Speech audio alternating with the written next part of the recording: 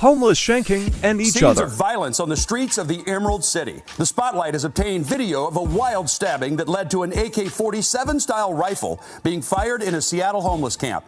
Take a look as a van pulls up to drop off food for the people who are living in tents on 13th Street, just north of Dearborn, between the Goodwill and Public Storage building. The guy bending over to pick up food is David Charles Burchak. His wife has been having issues with a woman named Arias Beckett Sumpay, better known on the streets as Lady Gangster. Apparently, Burchak told Lady Gangster she needed to move her tent. Instead, she sneaks up behind him and shanks him repeatedly with a knife, lacerating his liver, intestines, spleen, and severing a tendon in his arm. Lady Gangster then casually heads up the stairs that leads towards 12th Avenue and the Navigation Center.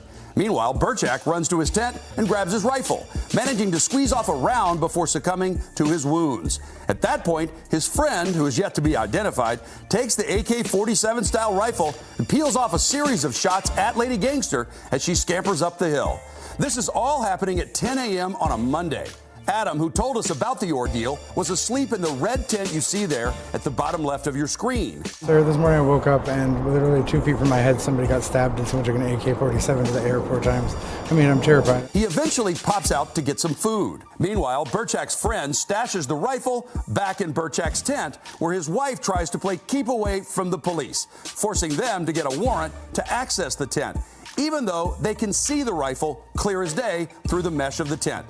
Cops get a judge to issue a warrant for both Burchak and Lady Gangster's tents. Burchak's wife then bites one officer and scratches another, drawing blood. Police eventually seize the AK-47 style rifle and 2 bolt-action guns.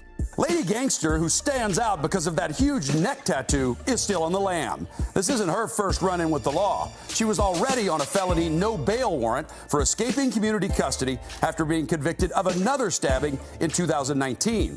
Now, she's got a $500,000 warrant for her arrest for this assault case that she's charged in. It's just another day on the mean streets of Seattle with shootings, stabbings, and bitings. Stay safe.